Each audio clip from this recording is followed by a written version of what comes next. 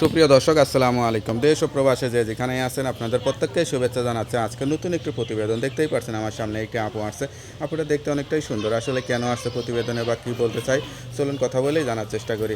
আপু আসসালামু আলাইকুম। ওয়ালাইকুম আসসালাম। আপু আপনার নাম কি? সুমাইয়া। সুমাইয়া আপু, কেমন আছেন আপনি?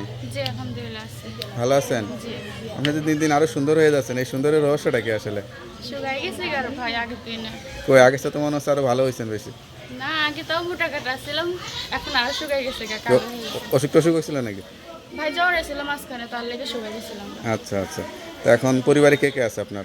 ফ্যামিলিতে আমি, আমার আম্মু, ছোটো ভাই আর বড় আপু বিয়ে গেছে। আপনার ঠিকানা কোথায়, থাকেন কোথায়?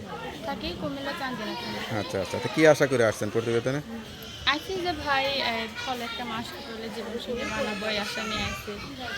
আর আগে একটু করছিলাম কিন্তু মানুষের উল্টা পাল্টা কথা বলে দেখে তার লেগে সিম বন্ধ করে দিয়েছিলাম।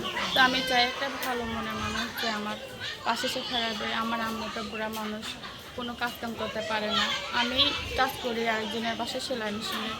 তো আমি চাই যে সেরকম একটা ভালো মানুষ, সে যদি বুড়াও হয় তাতে আমার কোনো অসুবিধা নেই। তো আপনি একটা ইয়াং মেয়ে, সুন্দরী মেয়ে, বুড়া মানুষ বিয়ে করতে চান কেন? না, কেননা অনেক ইয়াং ছেলেরা আছে যে মিথ্যা কথা বলে ধোঁকা দেয়, প্রতারণা করে। তো আমি তো ওরকম ছেলে চাই না, আমি চাই একটা ভালো মানুষের।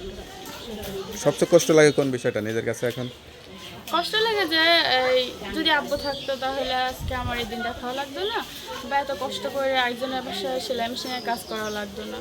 তো আসলে ভাগ্যে থাকলেও আসলে আব্বু থাকতেও নাই, আসলে একটা বিয়ে শাদী করে তার সে মানে সংসারই দেখে, আমাদেরকে আর খোঁজ খবর নেয় না। আচ্ছা সেই আচ্ছা কারণে আমাকে কষ্ট লাগে। আচ্ছা।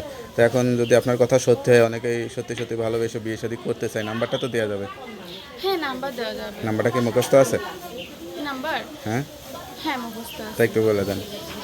0170 0170 13 13 29 29 461। 461। নাম্বারটা খোলা থাকে তো? হ্যাঁ ভাই খোলা থাকে। লেখাপড়া করছিলেন? এমএ ক্লাস 5 পর্যন্ত পড়ছিলাম, অভাবের কারণে আর পড়তে লেখাপড়া করতে পারেননি। যাই হোক, এখন বিয়ের বয়স, বিয়ে শাদী করতে যাচ্ছেন, অনেকে হয়তো বিয়ে শাদী করার জন্য যোগাযোগ করবে, কিন্তু যাই হোক না কেন সত্য কথা বলবেন, সত্যতে জীবন সাজানোর চেষ্টা করবেন, তাহলে জীবনটা হয়তো সুন্দর হবে। মিথ্যা কথা বলে তো লাভ নেই, যেখানে সত্য কথা বলে কাজ হবে ওখানে মিথ্যা কথা বলে তো লাভ নেই। তো আপু ভালো আর থাকেন। আমি চাই কি ভাই যে আমাকে ফোন দেবে, কোনো মিথ্যা কথা বলবে না। আর সত্যিকারে যদি ভালোবাসার মন মানে বেশি করার মন থাকে তাহলে ওই ইচ্ছা নিয়েই ফোন দেবে। তো আপু ভালো থাকেন, দোয়া করি। আসসালামু আলাইকুম।